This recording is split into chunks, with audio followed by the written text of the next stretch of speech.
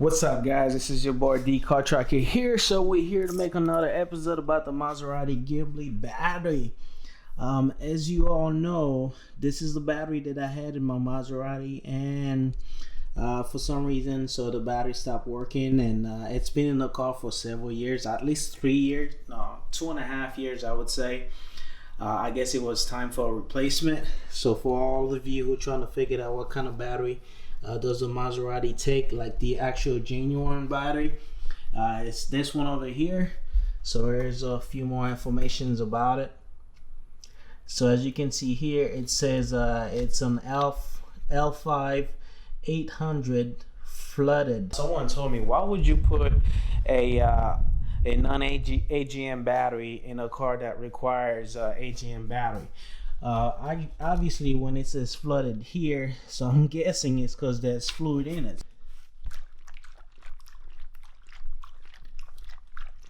There we go, guys. So this is the hole that the fluid would come out of. I had some bad comments. Somebody say, yo, why would you put a non-AGM battery in the Maserati? But hey, for the record, I couldn't find this battery anywhere, and the only place that I could find it was Interstate Battery. So they were the only people have it at that time. So this is the one that I have.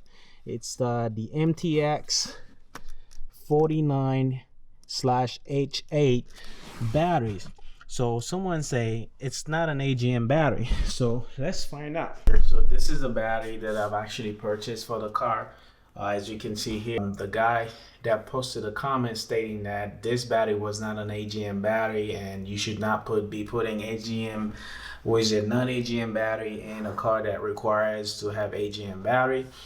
So this, to show you guys, this is the correct battery here. So you got 36 months warranty, which is better than most places, I would say. 900 cold cranking amps, and the size for the Maserati battery falls under group H8, as you can see here.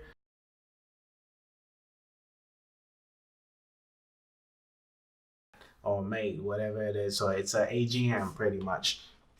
Right, so mounting is very flexible, so it was very easy for me to mount it. So I didn't have much problem doing it. And as you can see here, it's 2 times the life of conventional flooded battery. So what does that mean? Let's go down here. Go down to the specification. It tells you the length over here. So this is your length, the width, the height of the battery, cold cranking and cranking amperes. So you got 1,000 cranking amps, and cold cranking is just like 900 of them. That's the only thing you're gonna get.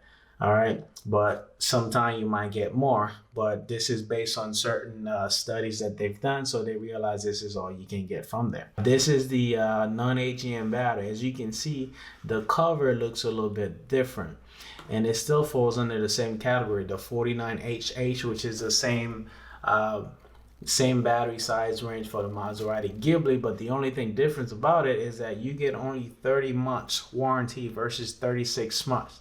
Instead of 900 cold cranking, you get only 730. So after that, your battery gonna start freaking out on you, and you definitely don't want that.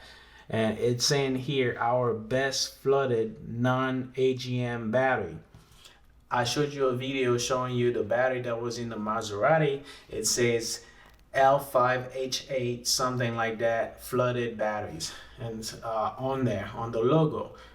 But the one that I replaced it by is an AGM battery. It's not a non-AGM. So the one Maserati initially has in the car was a non-AGM because it has the word flooded on there.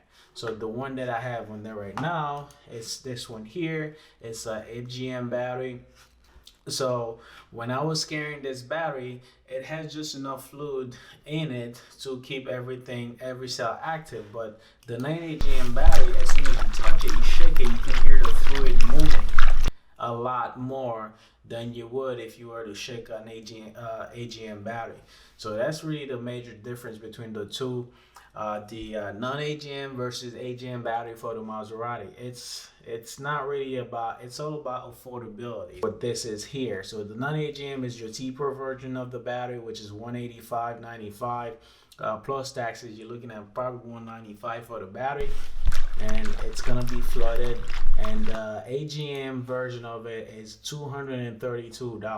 6-month free replacement. So if you do buy it from Interstate Battery, you do want to keep your receipt before you just know in it, case. 36 months just happened.